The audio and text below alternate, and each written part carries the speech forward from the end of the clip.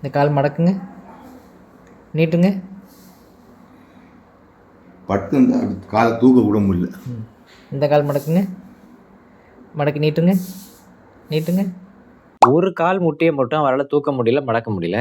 இன்னொரு கால் முட்டியை அழகாக தூக்குறாரு, மடக்கிறாரு, ஸ்மூத்தாக ஆக்ட் பண்ணுறாரு. எப்படி? இப்போ குளிர்காலங்களில் இந்த மாதிரி கண்டிஷனோட நிறைய பேர் வராங்க. இதுக்கு பேர் சிபிபிடி, அதாவது கால்சியம் பைரோபாஸ்பேட் டெபாசிஷன். எக்ஸ்ரே எடுத்து பார்க்கும்போது இந்த கிறிஸ்டல்ஸ் எல்லாம் நம்ம தெளிவாக பார்க்க முடியும். இந்த கண்டிஷன் ஏன் சூடோ கவுட்னு சொல்கிறோம் அப்படின்னா, கவுட்டில் யூரிக் ஆசிட் கிறிஸ்டல்ஸ் அதிகமாக இருக்கும். இவருக்கு நம்ம யூரிக் ஆசிட்லாம் பார்த்தோம்னா நார்மலாக இருக்கும். ஆனால் கால்சியம் பைரோபாஸ்பேட் மட்டும் அதிகமாக டெபாசிட் ஆகிருக்கும் முட்டிக்கு நடுவில் இருக்கக்கூடிய அந்த ஸ்பேசஸில். இதே மாதிரி இன்னொரு கண்டிஷன் இருக்குது, மைக்ரேட்டரி பாலிஆர்த்ரைட்டிஸ். அதுவும் இந்த வின்டர் சீசனில் ஒரு வைரஸ் காய்ச்சல் வந்துட்டு போனதுக்கப்புறம் நிறைய பேருக்கு வரும். ஒரு நேரம் இந்த முட்டி வலிக்குது, அப்புறம் இங்கே வலிக்குது, இங்கே வலிக்குது, இங்கே வலிக்குதுன்னு வலி மாற்றி மாற்றி சொல்லிட்டே இருப்பாங்க. கூட இருக்கிறவங்களாம் நினைப்பாங்க, சும்மா ஏதாவது சொல்லிட்டு இருக்காங்க இவங்க, மாற்றி மாற்றி வலிக்குது, அது எப்படி வலி போய் மாறும் அப்படின்ட்டு. அந்த கண்டிஷன் பேர் தான் மைக்ரேட்டரி பாலிஆர்த்ரைட்டிஸ்.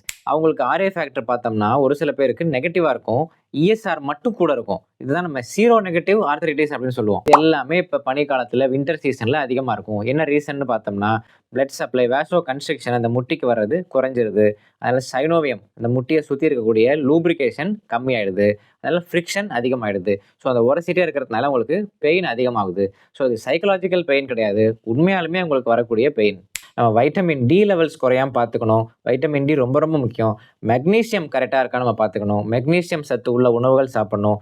கொலாஜன் அதிகமாக இருக்கிற உணவுகள் நம்ம சாப்பிடணும். இது எல்லாத்தையும் விட முக்கியமாக ப்ராப்பர் ஹைட்ரேஷன் மெயின்டைன் பண்ணணும். மழை காலத்தில் தண்ணி தாக எடுக்கலன்னு சொல்லி நிறைய பேர் தண்ணியே குடிக்க மாட்டாங்க. ஸ்கின்னும் ரொம்ப ட்ரை ஆகிடும், நாக்கெல்லாம் காஞ்சி போய் டீஹைட்ரேட்டடாக இருப்பாங்க, உதரெல்லாம் வெடிச்சு போயிருக்கும். அந்த மாதிரி இருக்கக்கூடாது. ப்ராப்பர் ஹைட்ரேஷன் ரொம்ப ரொம்ப முக்கியம். ஸோ கை கால் வலி, மூட்டு வலினா வெறும் வலி மாத்திரையும் ஸ்டீராய்டும் வாங்கி போடாதீங்க. அதுக்கான உண்மையான காரணத்தை கண்டுபிடிச்சு அதுக்கான சிகிச்சை எடுக்கிறது தான் நல்லது.